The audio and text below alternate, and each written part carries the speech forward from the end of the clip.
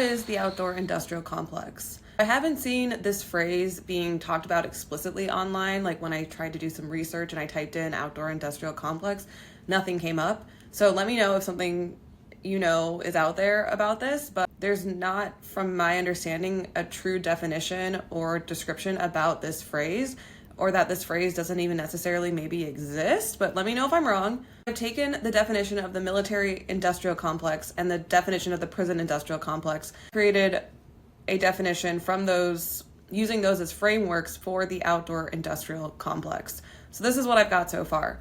It is an informal alliance of the outdoor industry and related government departments like the Department of Interior, Bureau of Land Management, which manages public lands, Fish and Wildlife Service, the National Park Service, Department of Agriculture, and all of those kind of entities that oversee land conservation through the U.S. Forest Service and Natural Resources Conservation Service. Another definition could be that the outdoor industrial complex describes the profit-driven relationship between the government and private companies that build, manage, supply, and service outdoor recreation and related groups, like lobbyists, regarded as a key player in ongoing settler colonialism and the continued genocide and dispossession of Indigenous peoples. Outdoor industrial complex is the Ouroboros that claims to protect the quote-unquote wilderness while destroying it by outfitting and supporting the military, prioritizing profit over everything, picking and choosing causes to get political about so it aligns with the brand and marketing strategy so as not to lose brand loyalty or consumer profit, and preventing land being returned to the original stewards.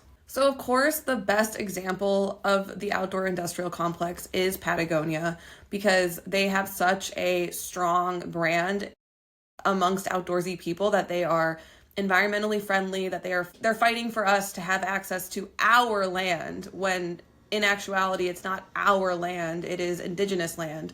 And so you've never heard Patagonia talk about land back. Well, there was that 2017 campaign they did to protect bears' ears, and they put out an ad that said, "The president stole your land," which Greg Deal, an Indigenous activist and writer and speaker, put out a correction of that ad saying, "The president stole Indigenous land." He corrected it because it is not our land. Public lands and national parks, these are Indigenous lands.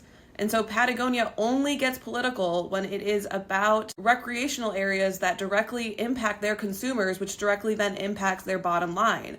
The outdoor recreation industry relies on these lands to be able to sell their gear and to sell all the things that go around that. Where was Patagonia when it came to Standing Rock? They were nowhere to be found. And that happened around the same time frame that Bears Ears was happening, but they were not saying anything about what was happening at Standing Rock and the abuse and the violence that was happening against water protectors from the military. And in fact, Patagonia was outfitting the military during this time. Patagonia has been outfitting the military since the 70s. And so if Yvon Chouinard really wanted to save the planet, which is a bunch of bullshit, they would have completely altered their business and completely altered everything that they do in their production line and how they make money, because their way of doing business directly negates any kind of so-called environmental work that they do. That is all just marketing. It is completely greenwashing. Al Jazeera reported that the US military has a bigger carbon footprint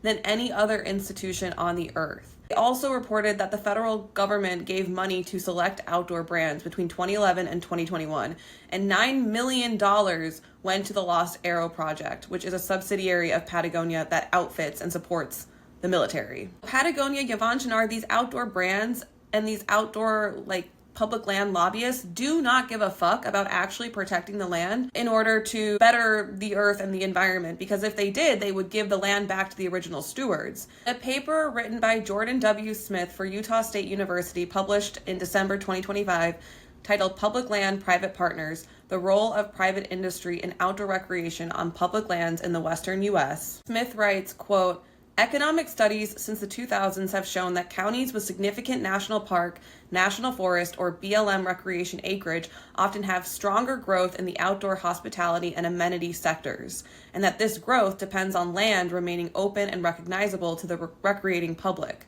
When federal ownership is secure, companies can plan product lines, marketing campaigns, and even event locations around specific places: Moab, Bend, the Wasatch, the Tetons.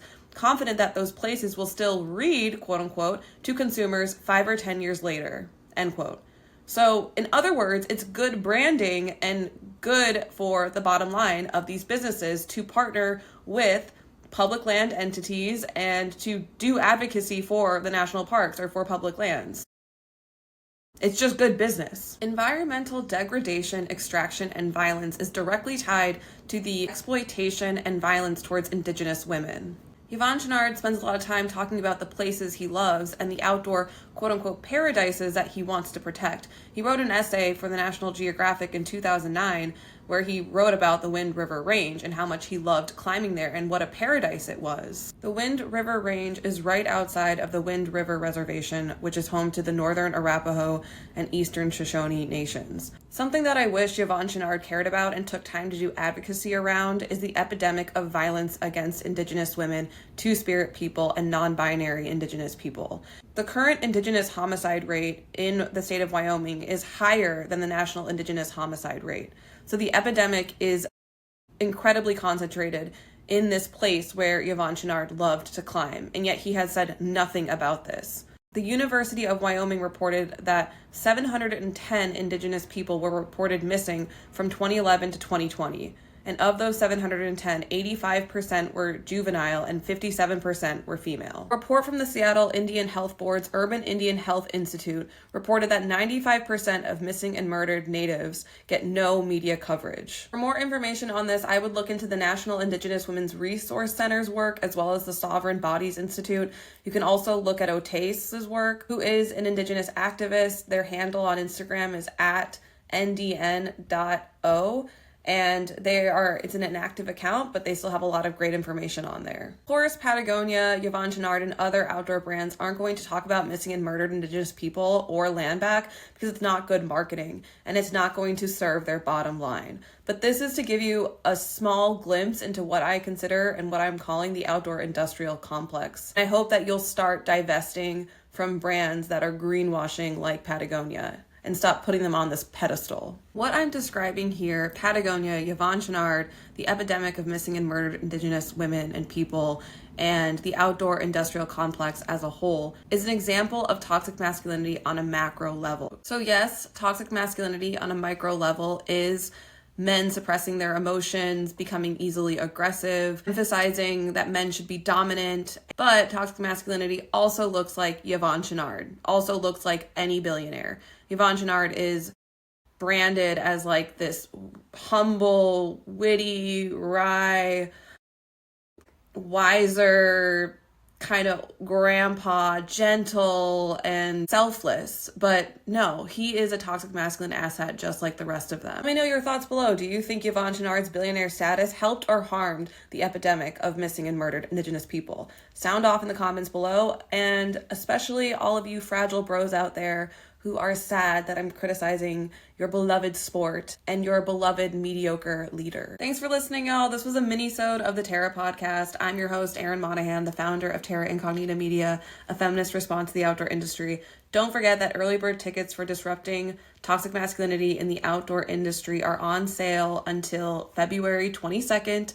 This is a 2-part workshop where you are going to learn all about the outdoor industrial complex, how toxic masculinity shows up, and how to interrupt it and heal from it. I can't wait to see you there, and I'm sending you all of my feminist killjoy rage and love as always.